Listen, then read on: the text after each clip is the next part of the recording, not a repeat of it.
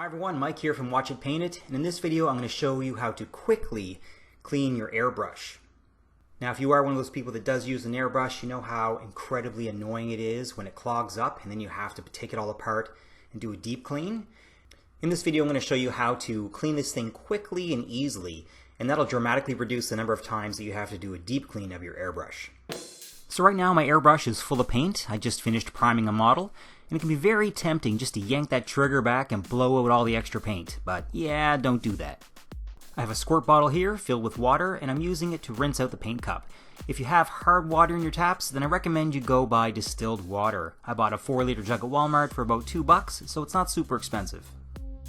Next, I'm using about 10 drops of airbrush cleaner, and there are alternatives like isopropyl alcohol, but after 2 years I'm still on the same bottle of cleaner, so it lasts a long time. I use an old brush for the next part, and this brush is used only for cleaning my airbrush. Wash that around on the inside of the cup and clean off any residual paint.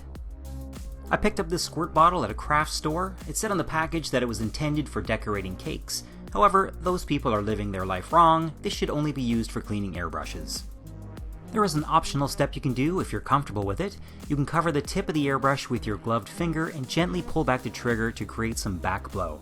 This will clear a little more paint from the nozzle area, but I don't know if it's 100% necessary. Sometimes I do it and sometimes I don't. Next, take your water bottle again and rinse out all the cleaner and paint that are in the paint cup. The airbrush should look pretty clean at this point. For the final step, I'm going to put a few more drops of airbrush cleaner into the cup, but this time I'm going to blow this through the nozzle. Hopefully you have one of these airbrush cleaning pots.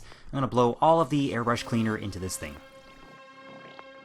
Once that's cleared out, I then do 3 small amounts of distilled water. I just add 10 to 15 drops of water, pull back the trigger till the cup is empty, and then repeat.